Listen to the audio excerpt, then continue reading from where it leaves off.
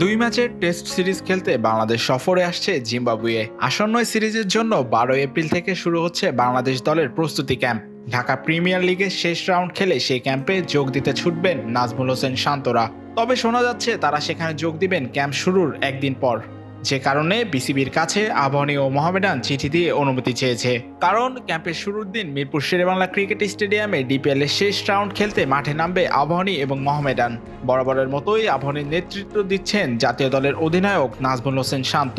এছাড়াও দেশের অভিজ্ঞ টেস্ট ব্যাটার মমিনুল হক সৌরভও আছেন এ দলে। মোহামেডানে খেলছেন মেহেদী হাসান মিরাজের মতো টেস্ট দলের গুরুত্বপূর্ণ ক্রিকেটাররা। আগামী 20 এপ্রিল শুরু হবে সিরিজের প্রথম ম্যাচ। এদিকে ডিপিএল এর সুপার লিগ পর্ব শুরু হয়ে যাওয়ায় দলগুলোকে খেলতে হবে জাতীয় দলের বেশিরভাগ ক্রিকেটারদেরকে ছাড়াই।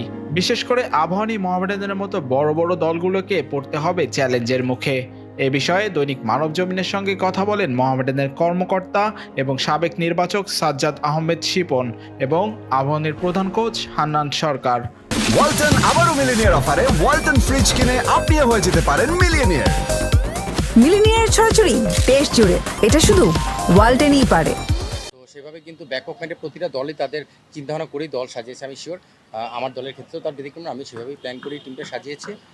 আর ভারসাম্য আসলে যার যার দলের জায়গা থেকে তারা নিজেরাই প্ল্যান করবে। আমার দলের ক্ষেত্রে আমি আমার মতো করে প্ল্যান করছি। বিশাল চ্যালেঞ্জ, বিকজ আমাদের টিমে অনেকগুলা প্লেয়ার আছে যারা টেস্ট স্কোয়াড রেগুলার প্লেয়ার। তো ওরা চলে গেলে আমাদের টিমের সব অবশ্যই কম্বিনেশনটা খুব এফেক্টেড হবে। বাট আমরা আগে থেকে জানতাম এরকম, তো আমরা এই প্লেয়ার নিয়ে রেখেছি। এখন ডিপেন্ড করছে নাম্বারের উপরে। আমরা গেস করছিলাম 3টা থেকে 4টা প্লেয়ার যাবে, সে অনুযায়ী আমরা 18 জনের টিম করেছি। এখন যদি এর থেকে বেশি যায় তাহলে আমরা একটু মুশকিল পড়বো। প্রথম থেকেই আমরা প্ল্যান করেছিলাম যদি আমাদের প্লেয়ার জিম্বাবুয়ে সিরিজে চলে যাবে তো ফর শিওর। আমরা আগে থেকেই জানতাম আইডিয়াটা।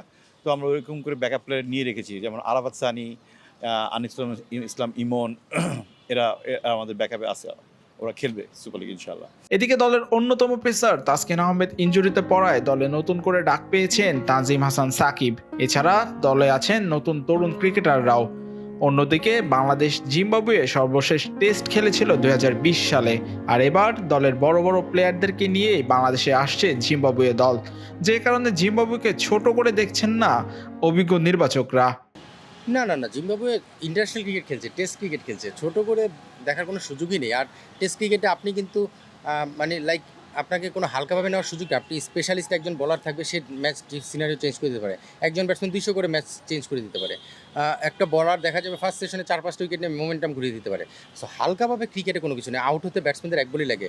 এখন টেস্ট ক্রিকেটে ভালো করতে হলে আমাদের ব্যাটিংটা খুব ইম্পর্টেন্ট, বিকজ আমাদের বলিংয়ে কিন্তু এখন বৈচিত্র্য এসেছে। পেস বোলিংয়ের সঙ্গে স্পিন তো আগে ভালো ছিলই। আর হোমে খেলা হলে আমাদের স্পিনের সবসময় আমরা ডোমিনেট করি। পেস বোলিং আমরা সেই স্বাধীনতা পাই এখন, যে আমাদের কুইক বলার রয়েছে, কোয়ালিটি বলার রয়েছে। সো ব্যাটিংয়ে আপনি কিন্তু আউট হতে এক বলই লাগে। সো আপনি যদি হালকাভাবে নেন, এক বলে আউট হয়ে গেলে কিন্তু আপনার ইনিংস শেষ, আপনি ম্যাচ হেরে যেতে পারেন। সো আমার মনে হয় যে কোনো ম্যাচ হালকাভাবে নেওয়া যায়, এবং সেটা জিম্বাবুয়ে হোক, সেটা ইন্ডিয়া হোক বা অস্ট্রেলিয়া হোক। এবং আমাদের ব্যাটসম্যানরাও বা প্লেয়াররাও কিন্তু সেভাবেই চিন্তা করছে। সো আমার মনে হয় যে হালকাভাবে ক্রিকেটে কোনো কিছু নেই। ইন্টারন্যাশনাল ক্রিকেটে টেস্ট ক্রিকেটে যদি এক রান করে সেটা টেস্ট ক্রিকেটের খাতায় যোগ হবে। আপনি একটু দেখেন, যদি স্ট্যাটস ঘেরে দেখেন, জিম্বাবুয়ের সাথে আমরা সিরিজ যত বাংলাদেশে খেলেছি, কয়টা সিরিজ বাইরে খেলেছি, জিম্বাবুয়েতে যে খেলেছি। তো আমাদের বাংলাদেশের মাটিতে হোম সয়েলে আমরা অনেক টিমের সাথে জিতেছি, শুধু জিম্বাবুয়ে না। ওরা এখন একটু পিছিয়ে গেছে, এইটা একটা বড় ব্যাপার। কিন্তু ওরা তো আপনার এফটিপির অংশ, আইসিসির তো মেইন বেস ক্রিকেটের অংশ।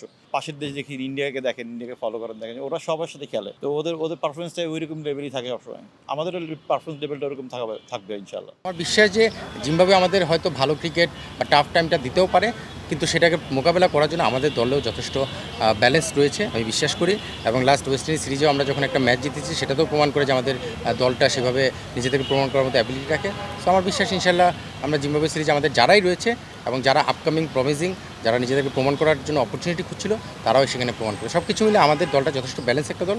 আমার বিশ্বাস যে জিম্বাবুয়ের সঙ্গে সিলেট এবং চিটাগাং 2 ম্যাচ জিতে আমরা সিরিজও জিতবো এবং বেশ ভালো ক্রিকেট খেলবো। আগামী 28 এপ্রিল চট্টগ্রামের বীরশ্রেষ্ঠ শহীদ ফ্লাইট লেফটেন্যান্ট মতিউর রহমান স্টেডিয়ামে অনুষ্ঠিত হবে সিরিজের দ্বিতীয় এবং শেষ টেস্ট ম্যাচ।